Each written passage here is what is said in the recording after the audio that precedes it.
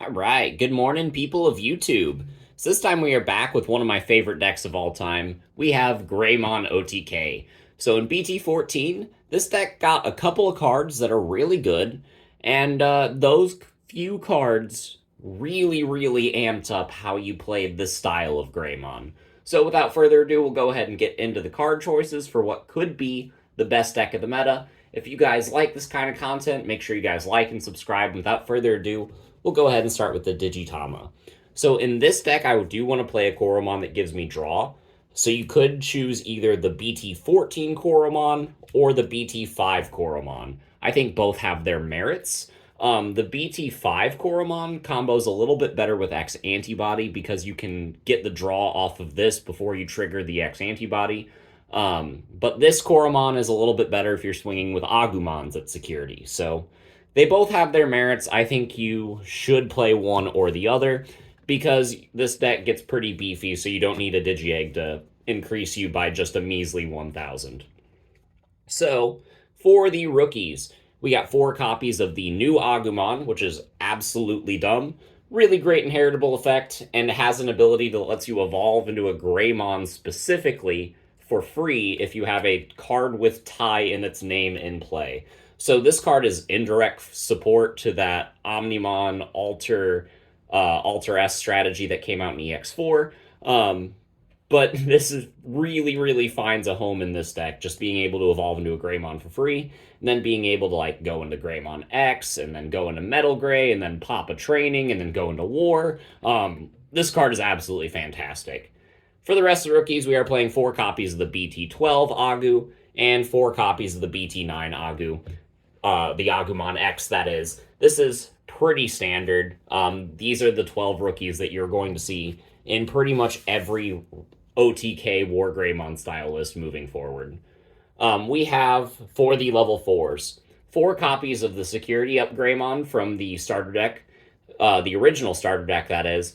This card is so good in this deck. You are trying to get your Greymon to swing for 5 checks, and then like Blitz Omni or something for game. So this card really helps you get there.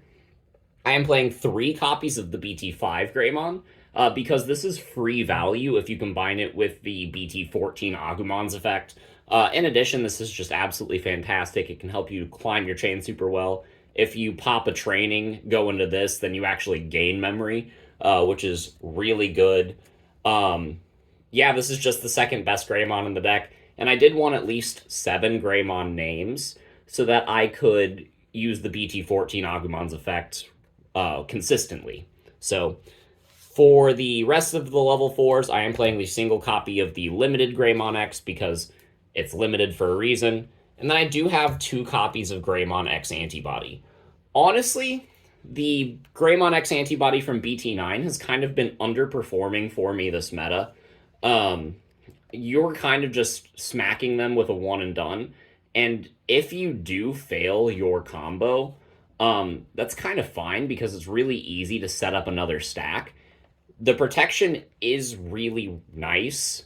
However, it hasn't come up in my testing this meta as much as I would have liked. That being said, I think it is still a necessary inclusion in the deck. I think it still absolutely has its place because having protection on your stack is just really good. And yeah, I think these are the best level 4s that you can play in the deck. So for the level 5s, we got 4 copies of the Metal Greymon from BT12 with Raid, with the inheritable piercing. It plays Tamers whenever an attack is redirected, yada, yada, yada. This card is absolutely fantastic, and it's one of your main enablers, along with the 4 copies of the Metal Greymon X from BT9. So I've been a big advocate for this combo for a very long time, just being able to swing with Metal Gray, Raid, play a Tamer, use X Antibody, go into this. You now have Piercing, you now have plus 3,000. You get an extra security attack off this. Maybe you have the Greymon, you get an additional security attack up. Maybe you have the tie, you get an additional security attack up there. And it's really easy to see how you're clearing all of your opponent's security.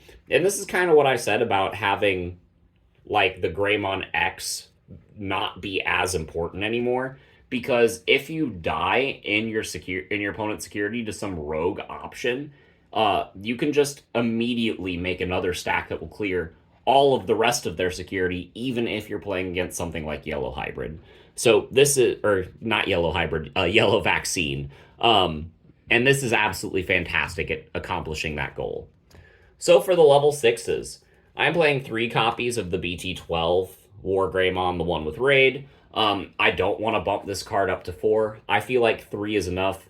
This is still the main boss monster of the deck, and it is absolutely fantastic as both a offensive and a defensive pivot. This card's double attacking with piercing inheritable from the Metal Greymon will make it so that this card can OTK by itself, and it's really fantastic. I absolutely love this Wargreymon, and it is one of the better Wargreymons that we've ever had printed in the Digimon TCG. Speaking of really good Wargreymons, we have the new one from BT14. I am playing 2 copies of this, and I really kind of want to find room for more of this, but I feel like my level 7 count is pretty solid. I'm playing 7 level 6s in this deck. So I would have to cut something like the BT12 Wargreymon to make room for more of this, and I don't really feel like that's a wise decision. But this card is fantastic. They just slapped as many keywords as they could on this Digimon. The main thing that distinguishes this from the BT12 is that this one will have essentially Blitz. So if you can't get enough memory to fully OTK them, this card can really help you in that endeavor. Not only that, but it does have the capability of warping on top of the Agu.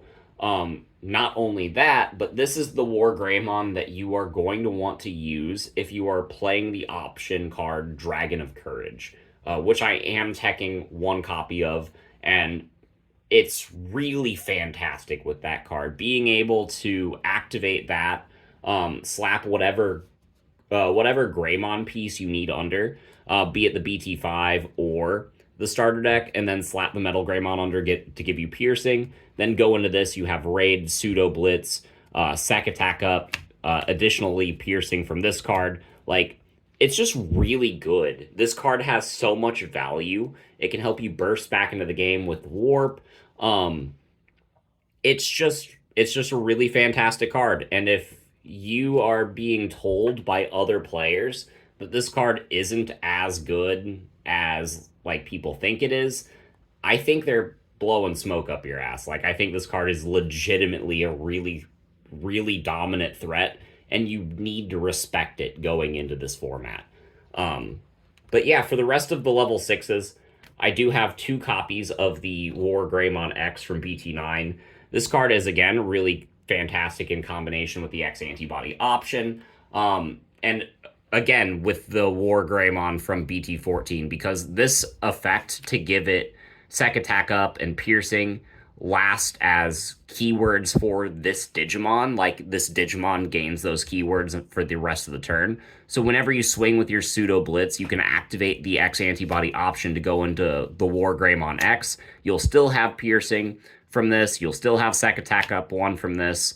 And you can use the Raid effect of this before you trigger the X antibody. So you can even pierce and Raid over that with this card, and then use this card's effect to blow up something else at the end of attack, and then you're just gaining a bunch of memory back, so that way you have enough to go into the Blitz Omni that we play 2 of.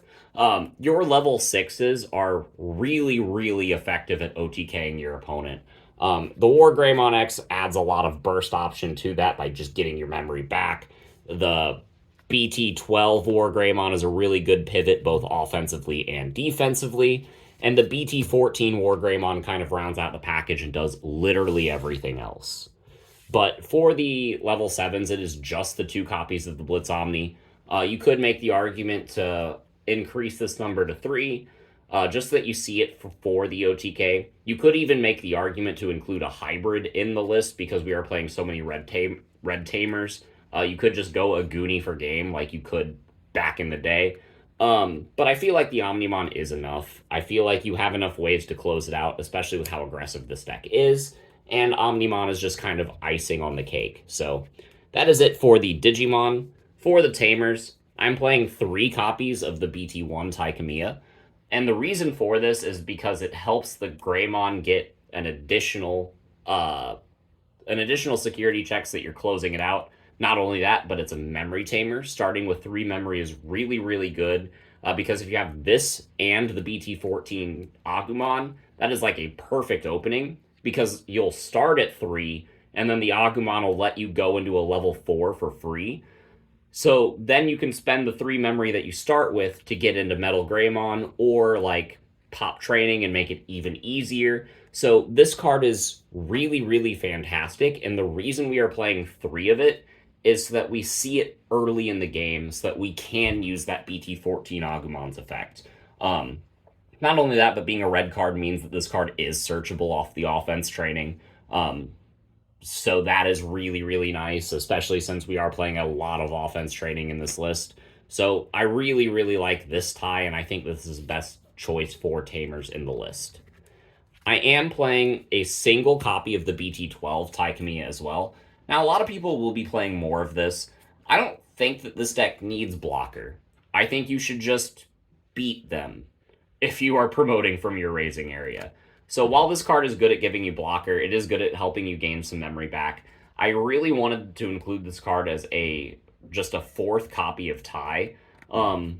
But this card is replaceable with pretty much any other Tamer that you could play. But it is fantastic, so I don't really know that I would want to. In testing, this has done a lot for me in previous iterations of the list, and it feels almost blasphemous to just include 1.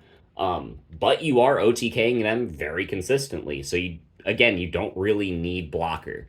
And there are more effective ways to gain memory. So this card could honestly come out for the 3rd copy of X Antibody.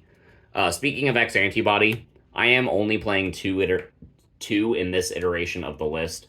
I would really like to bump this card up to 3. And if I could bump any card in this list up, it would actually be this one. Just because of how well it combos with the Metal Greymon into Metal Greymon X. That is incredibly important. But we do have Wargreymons to close it out, so I did feel comfortable only including 2 copies of this card in this specific style of list. But it is a point of contention. I would really like to bump it up. For the rest of the deck, it is 4 copies of the offense training. I feel like this is going to be standard moving forward. This card searches your BT1 tie. It searches all your good pieces. Not only that, but it's a pretty low commitment being a 2 cost. And, you're going to get that memory back. So this card is absolutely fantastic and expect to see the training boost in a lot of deck moving forward. And then for the last card, I have the single copy of Dragon of Courage. This card is really dumb. On paper, it reads a little bit wonky, but if your Greymon stack dies to some really dumb stuff that could happen in this game, this card allows you to just kind of surprise and then get back in the game. And then if you do go into the BT14 Wargrey, then you blitz, and that's really fantastic. You can combine that with the X Antibody effect and just get some really broken combos. And I think this is a really, really busted card that does deserve a place in a list like this. I think you should at least try it before you decide not to include it, because this card has won me a lot of games. So, yeah, that's what I have to say about the card choices. This is a list that I have been testing quite extensively, and I still feel like I have a lot more testing to go. But this is a deck that has a lot of different options, and I feel like there's a lot of room for player innovation in a deck like this. So let me know what you guys think in the comments down below, and we will see you all in the next video. Bye, everyone.